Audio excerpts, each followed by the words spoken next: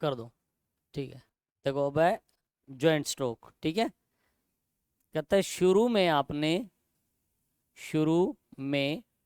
आपने जो 26 स्ट्रोक्स बनाए हैं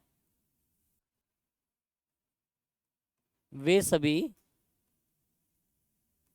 सिंगल थे। ठीक है भाई, आपने जो 26 स्ट्रोक्स बनाए थे वो सब अलग अलग बनाए थे, यानी सिंगल थे। अब अब यहाँ पर हम उन्हें जोड़ना सीखेंगे। क्या? जोड़ना सीखेंगे। कहता है जब भी स्ट्रोक्स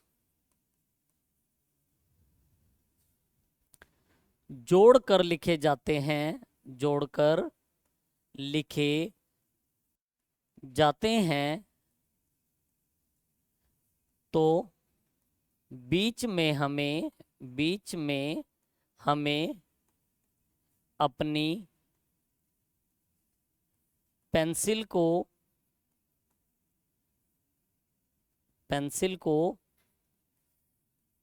नहीं उठाना है। पहला स्ट्रोक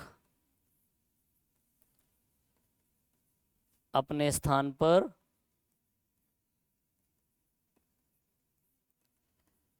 वह बाकी अपनी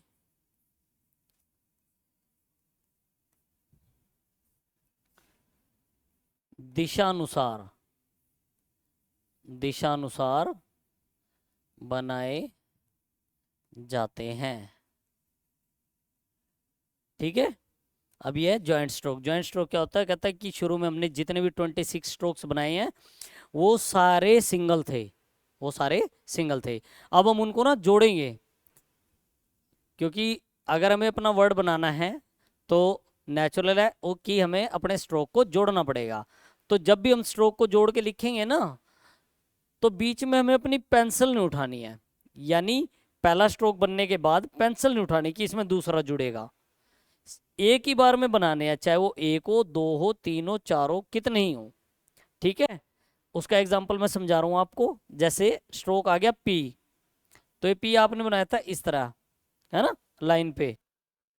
अब वर्ड आ गया पी और टी, कितने हो गए? दो।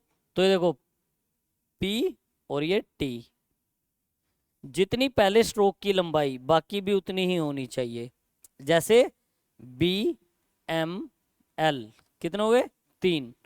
तो ये देखो बी आपने ऐसे बनाया, एम ऐसे और एल ऐसे, तो आपको बीच में पेंसिल नहीं उठानी है। ठीक है, चाहे एक, दो, तीन और फिर चाहे ये बेशक चार आ जाएं, एफ आर एल डी। ठीक है, तो इसको आप कैसे बनाओगे? देखो एफ आर एल ऊपर बनता है और डी नीचे जाता है। ठीक है, तो इस तरह से अब आपको स्ट्रोक्स बनाने हैं।